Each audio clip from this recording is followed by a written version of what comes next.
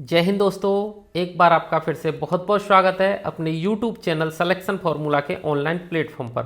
साथियों, जैसा कि आप स्क्रीन पर देख पा रहे हैं, आज की क्लास हमारी सीटेट दिसंबर 2024 की तैयारी के लिए होगी।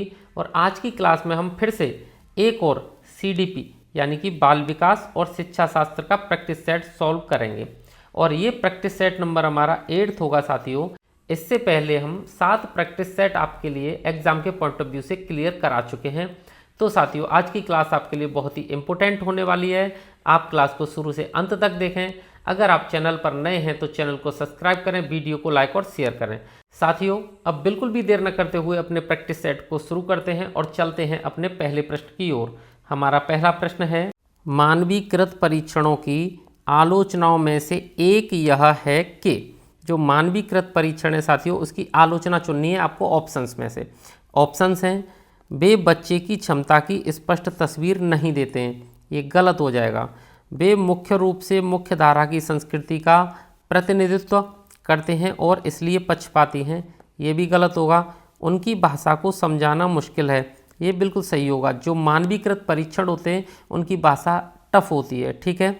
पेपर पेंसिल परीक्षण सहायक नहीं है, ये भी गलत हो जाएगा। तो ऑप्शन सी हमारा इस क्वेश्चन का बिल्कुल करेक्ट आंसर हो जाएगा। नेक्स्ट क्वेश्चन है हमारा, अलग अलग सोच वाले पैटर्न उन बच्चों की पहचान करते हैं जो अलग अलग सोच वाले पैटर्न हैं साथियों, वो कौन से बच्चों की पहचान करते हैं। ऑप्शन हैं, प्रत्यास्थी हैं, ये गलत हो जाएगा। विकलांग हैं, ये भी गलत होगा। डिसलेक्सिक हैं, ये भी गलत होगा। सृजनात्मक हैं यानी कि क्रिएटिव हैं, बिल्कुल सही। जो बच्चे क्रिएटिव हैं उनकी क्रिएटिविटी अलग अलग होती है साथियों, तो उनके लिए अलग अलग सोच वाले पैटर्नों की ज़रूरत होती है। तो ऑप्शन डी हमारा यहाँ बिल्कुल करेक्ट आंसर हो जाएगा। नेक्स्ट क्वेश्चन है हमारा, निम्नलिखित में से कौन सा एक संवेग है। हमें एक संवेग को चुनना है। ऑप्शन है हमारे उत्तेजना, स्मृति, डर, ध्यान। तो संवेग क्या होते हैं, हमारी मनोस्थिति होती है, ठीक है। और ये संवेग जन्मजात होते हैं, तो यहाँ पे डर। उत्तेजना जन्मजात नहीं होती, तो साथियों क्रोध, भय, डर ये क्या है, हमारे संवेग होते हैं। तो ऑप्शन सी हमारा यहाँ बिल्कुल करेक्ट आंसर हो जाएगा। यहाँ पे डर संवेग है, ठीक है। नेक्स्ट क्वेश्चन है हमारा, कोहलर यह सिद्ध करना चाहता है कि सिखाना यानी कि कोहलर के अनुसार सिखाना क्या है साथियों। ऑप्शन है, एक ऐसी स्थिति है जिसमें व्यक्ति पशु से श्रेष्ठ है, बिल्कुल गलत। व्यक्ति पशु से श्रेष्ठ है ही, लेकिन कोहलर ऐसा नहीं कहता। स्वायत्त यादृच्छिक क्रिया है, कोहलर इसे भी नहीं बताता। संज्ञानात्मक संकार्य है, बिल्कुल सही। कोहलर संज्ञानात्मक संकार्य बताता है सिखाने को, ठीक है। परिस्थिति के विभिन्न अंगों का प्रत्यक्षीकरण है, ये भी गलत हो जाएगा। तो ऑप्शन सी हमारा यहाँ बिल्कुल करेक्ट आंसर हो जाएगा। कोहलर संज्ञानात्मक संकार्य बताता है सिखाने को, ठीक है। आगे बढ़ते हैं। नेक्स्ट क्वेश्चन है हमारा, किसी भी नई भाषा को सीखने के लिए कहाँ से प्रारंभ किया जाना चाहिए। हमें नई भाषा सीखनी है साथियों, तो नई भाषा के लिए सबसे ज़्यादा जरूरी क्या है। ऑप्शन है हमारे, अक्षरों व शब्दों के मध्य साहचर्य से, बिल्कुल सही है। नई भाषा है तो उसके अक्षर और शब्दों के मध्य हमें साहचर्य स्थापित कर लेना चाहिए, ठीक है। वाक्यों के निर्माण से शुरुआत नहीं करेंगे, शब्दों के निर्माण से भी शुरुआत नहीं करेंगे। उपरोक्त में से कोई नहीं भी गलत हो जाएगा। तो ऑप्शन ए ही हमारा यहाँ करेक्ट आंसर होगा, ठीक है। नेक्स्ट क्वेश्चन देखते हैं, समावेशी कक्षा में किस प्रकार का या के छात्र शामिल होता है या होते हैं। यानी कि समावेशी कक्षा क्या है, उसमें किस प्रकार के छात्र शामिल होते हैं। तो समावेशी कक्षा ऐसी होती है जिसमें सामान्य बच्चे भी होते हैं और विशिष्ट बच्चे भी होते हैं और एक साथ शिक्षण करते हैं, ठीक है। तो केवल विशिष्ट छात्र, ये साथियों गलत होगा। सामान्य और विशिष्ट छात्र, ये भी सही होगा। और ऑप्शंस देखते हैं, केवल सामान्य छात्र, ये गलत हो जाएगा। बहुभाषी और प्रतिभाशाली छात्र, ये भी गलत होगा। तो ऑप्शन बी हमारा इस क्वेश्चन का बिल्कुल करेक्ट आंसर हो जाएगा। समावेशी कक्षा में सामान्य और विशिष्ट छात्र दोनों ही होते हैं, ठीक है। नेक्स्ट क्वेश्चन है हमारा, अधोलिखित में गणित संबंधी अधिगम अक्षमता को कौन सा पद परिभाषित करता है। यानी कि गणित संबंधी अधिगम अक्षमता को चुनना है साथियों ऑप्शन में से। ऑप्शन है, नीरसता संबंधी दोष, ये गलत हो जाएगा, गणित संबंधी नहीं है। पठन दोष, ये भी गणित संबंधी नहीं है। गणना दोष आप जानते हैं गणनाएं गणित में होती हैं, ये सही हो सकता है। अगला ऑप्शन है इनमें से कोई नहीं, ये भी गलत होगा। तो गणित संबंधी कौन सा हो जाएगा साथियों, गणना दोष हो जाएगा। ऑप्शन सी हमारा इस क्वेश्चन का बिल्कुल करेक्ट आंसर होगा। नेक्स्ट क्वेश्चन है हमारा, समावेशीकरण की सफलता के लिए आवश्यक है।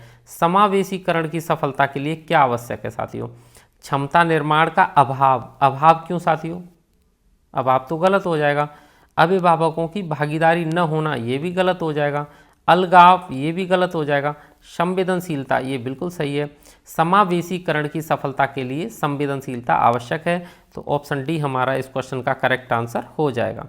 नेक्स्ट क्वेश्चन है साथियों, निम्न में से कौन सा संवेग का तत्व नहीं है, यानी कि संवेग का तत्व नहीं है, ये बताना है साथियों में। व्यवहारात्मक, संवेग व्यवहारात्मक होते हैं साथियों, ठीक है, ये तो सही है। संवेग हमारे दैहिक भी होते हैं, संज्ञानात्मक भी होते हैं। संवेदी, संवेदी नहीं होते। तो संवेग का तत्व कौन सा नहीं है, संवेदी नहीं है। ऑप्शन डी हमारा इसका करेक्ट आंसर होगा। नेक्स्ट क्वेश्चन देख लेते हैं, निम्न में से कौन सी अच्छी शिक्षक की विशेषता नहीं है, यानी कि अच्छे शिक्षक की हमें विशेषता नहीं है बतानी है साथियों, ठीक है। विशेषता अच्छे शिक्षक की क्या नहीं है, स्वेच्छाचारी, बस अपनी इच्छा के अनुसार चलना, ये तो गलत हो जाएगा। अच्छा शिक्षक केवल अपनी शिक्षा के अनुसार नहीं चल सकता। जनतांत्रिक, जनतांत्रिक तो शिक्षक होना चाहिए। सहानुभूतिपूर्ण, उसका रवैया होना चाहिए। वांछनीय सूचनाएं देने वाला, यही होना चाहिए साथियों, जो जरूरी सूचनाएं वही दे। तो ऑप्शन ए अच्छे शिक्षक की विशेषता नहीं है, स्वेच्छाचारी। तो ऑप्शन ए हमारा यहाँ बिल्कुल करेक्ट आंसर होगा। नेक्स्ट क्वेश्चन है हमारा, अभिप्रेरणा का प्रत्याशा सिद्धांत किसके द्वारा दिया गया। अभिप्रेरणा का प्रत्याशा सिद्धांत की बात कर रहे हैं साथियों, किसने दिया था। ऑप्शन है Victor Vroom, Maslow, Herzberg, Skinner. तो प्रत्याशा सिद्धांत दिया था साथियों विक्टर ब्रूम ने, ठीक है। ऑप्शन ए हमारा यहाँ बिल्कुल करेक्ट आंसर हो जाएगा। नेक्स्ट क्वेश्चन है हमारा, अग्रिम व्यवस्थापक प्रतिमान, ये साथियों आप याद कर लें, अग्रिम व्यवस्थापक प्रतिमान किस परिवार से संबंधित है। तो अग्रिम व्यवस्थापक प्रतिमान यानी कि आगे हमें कैसी व्यवस्था करनी है, हमारी सूचनाएं कैसी होंगी, ठीक है। तो ये सूचना प्रक्रियाकरण होता है अग्रिम व्यवस्थापक प्रतिमान। तो ऑप्शन सी हमारा बिल्कुल करेक्ट आंसर यहाँ हो जाएगा, बाकी के ऑप्शंस हमारे गलत होंगे। नेक्स्ट क्वेश्चन है हमारा, कौशलों के स्थानांतरण के लिए कौन सा उपयोगी है। कौशलों के स्थानांतरण का मतलब है साथियों कौशलों के विकास से, ठीक है। और कौशलों के विकास कैसे होता है, तो कौशलों का विकास कोई उद्देश्य नहीं है, ठीक है। ये क्या होता है, एक गति होती है, एक अंतरण की गति है, इनको डेवलप किया जाता है, कौशलों को विकसित किया जाता है। तो कौशल अंतरण एक गति है, न कि उद्देश्य, ये बात बिल्कुल सही है। रेखीय अभिक्रम में ये गलत साथियों, शाखीय अभिक्रम ये भी गलत, तैयारी और अर्जन ये भी गलत। तो ऑप्शन ए ही हमारा यहाँ बिल्कुल करेक्ट आंसर हो जाएगा, ठीक है। नेक्स्ट क्वेश्चन देख लेते हैं। अगला है, निम्न में से कौन सा शिक्षण का सूत्र नहीं है। सूत्र नहीं है बताना है शिक्षण का सूत्र। सरल से कठिन की ओर, ये शिक्षण सूत्र है। अनिश्चित से निश्चित की ओर, ये भी शिक्षण सूत्र है। दृश्य से अदृश्य की ओर, ये भी है। निगमन से आगमन की ओर, ये साथियों गलत है। निगमन आगमन दोनों विधि हैं, ठीक है, शिक्षण की विधियां हैं, ये कोई सूत्र नहीं है। तो ऑप्शन डी हमारा इस क्वेश्चन का बिल्कुल करेक्ट आंसर होगा। नेक्स्ट क्वेश्चन हमारा, सूक्ष्म शिक्षण चक्र का प्रथम पद होता है। सूक्ष्म शिक्षण चक्र का प्रथम पद पूछा है साथियों माइक्रो टीचिंग का, ठीक है। तो माइक्रो टीचिंग का प्रतिपुष्टि नहीं, ये तो बाद की चीज़ है। शिक्षण भी बाद की चीज़ है। योजना बनाना सबसे पहला है, और योजना में फिर सबसे पहला पॉइंट कौन सा होता है हमारा, प्रस्तावना। तो प्रस्तावना भी योजना बनाने के बाद है। तो सूक्ष्म शिक्षण यानी माइक्रो टीचिंग का प्रथम पद होता है योजना बनाना, यानी कि नियोजित करना किसी चीज़ को। तो ऑप्शन सी हमारा यहाँ बिल्कुल करेक्ट आंसर हो जाएगा। नेक्स्ट क्वेश्चन है हमारा, निम्न में से कौन सा अवबोध स्तर, अवबोध स्तर के शिक्षण में शामिल है।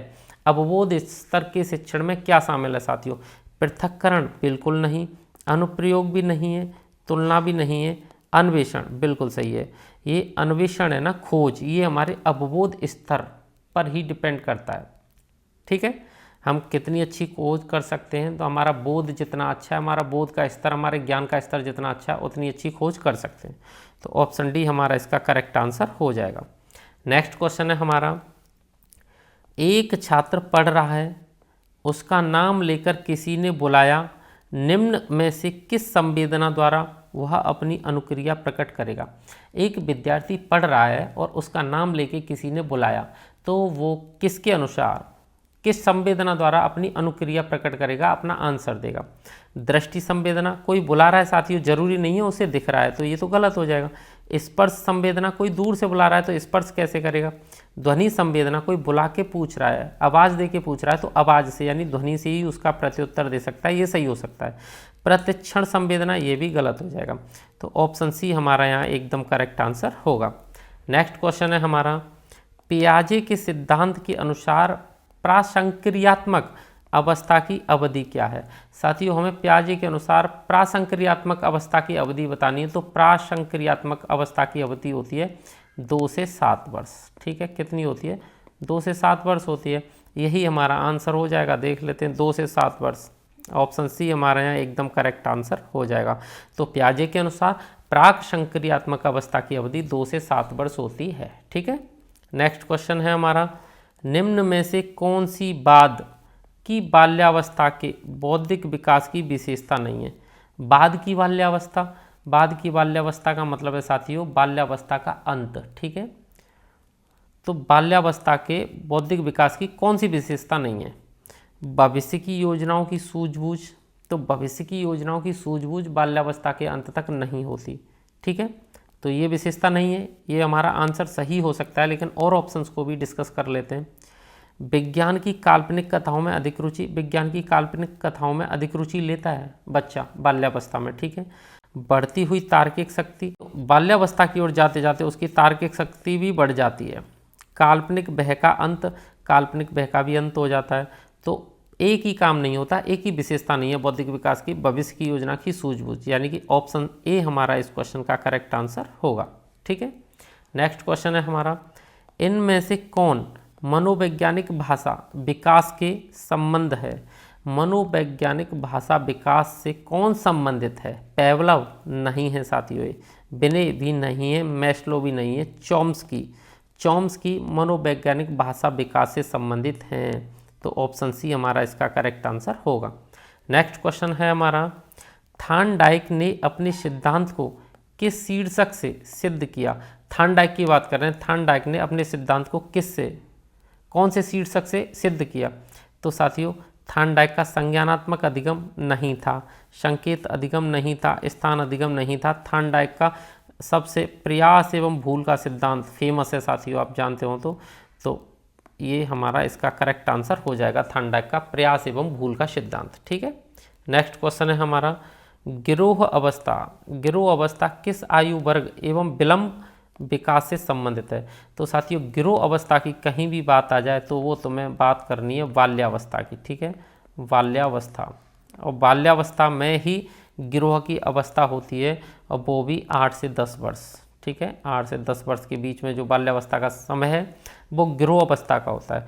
तो 8 से 10 वर्ष एवं समाजीकरण, ये वाला आंसर हमारा बिल्कुल करेक्ट होगा। तो ऑप्शन सी हमारा इस क्वेश्चन का करेक्ट आंसर हो जाएगा। गिरोह की अवस्था 8 से 10 वर्ष एवं समाजीकरण, ये दोनों। विलंब विकास क्या है साथियों, विलंब विकास किससे संबंधित है, तो समाजीकरण से संबंधित है। ठीक है, नेक्स्ट क्वेश्चन है हमारा, पियाजे के अनुसार संज्ञानात्मक विकास की तृतीय अवस्था निम्न में से कौन सी है। पियाजे के अनुसार संज्ञानात्मक विकास की तृतीय अवस्था बतानी है, यहाँ ध्यान देना है। ठीक है, तो औपचारिक संक्रियात्मक अवस्था नहीं, पूर्व संक्रियात्मक अवस्था नहीं, मूर्त संक्रियात्मक अवस्था यस, संवेदनागामक अवस्था ये भी गलत हो जाएगा।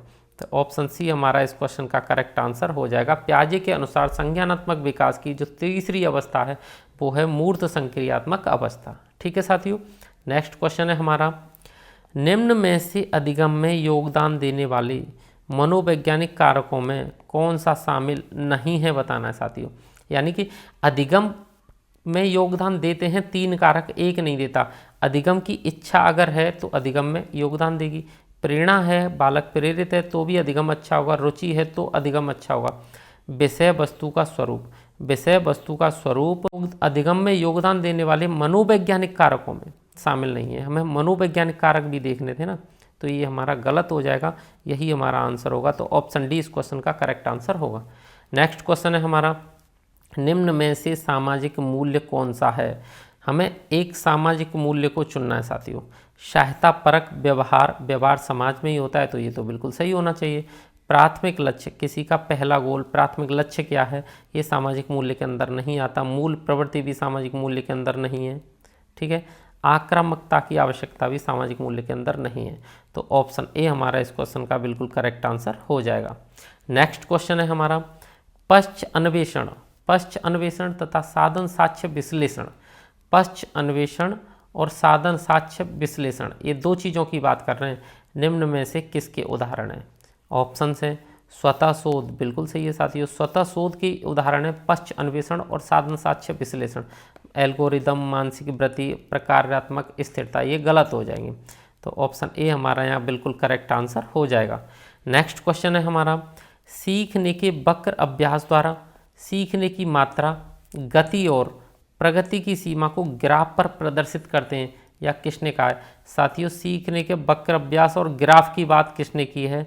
तो ये की है एबिंगहास ने। किसने? एबिंगहास ने। तो ऑप्शन सी हमारा यहाँ बिल्कुल करेक्ट आंसर होगा। नेक्स्ट क्वेश्चन है हमारा निम्न में से कौन सा थार्नडाइक के अधिगम के प्राथमिक नियमों में शामिल नहीं है? तो प्राथमिक नियम थार्नडाइक के अभ्यास, प्रभाव, तत्परता, ये तीनों याद रखिए। अभ्यास का नियम, प्रभाव का नियम, तत्परता का नियम, ये तीनों थार्नडाइक के प्राथमिक नियमों में शामिल हैं तीनों चीज़ें। तो सहचार्यात्मक स्थानांतरण का नियम इसमें शामिल नहीं है। ऑप्शन ए हमारा यहाँ करेक्ट आंसर हो जाएगा। नेक्स्ट क्वेश्चन है साथियों अनुकूलित अनुक्रिया सिद्धांत। इसे आप अच्छे से याद कर लें साथियों। अनुकूलित अनुक्रिया सिद्धांत किसके अनुकूलन पर बल देता है? तो जो अनुकूलित अनुक्रिया सिद्धांत है साथियों वो व्यवहार के अनुकूलन पर बल देता है। व्यवहार अच्छा होना चाहिए, व्यवहार अनुकूलित होना चाहिए, ठीक है। तो ऑप्शन बी हमारे यहाँ करेक्ट आंसर हो जाएगा। नेक्स्ट क्वेश्चन है हमारा और इस क्लास का लास्ट क्वेश्चन क्रिया प्रसूत अनुबंधन। क्रिया प्रसूत अनुबंधन का सिद्धांत का दूसरा नाम क्या है? तो साथियों इसका दूसरा नाम होता है नैमित्तिक अनुबंधन। क्या होता है? क्रिया प्रसूत का नैमित्तिक अनुबंधन। ये आप अच्छे से याद कर लें, पूछा जाता है। ऑप्शन बी इस क्वेश्चन का बिल्कुल करेक्ट आंसर हो जाएगा।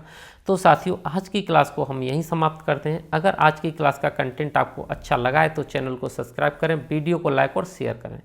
वीडियो देखने के लिए धन्यवाद।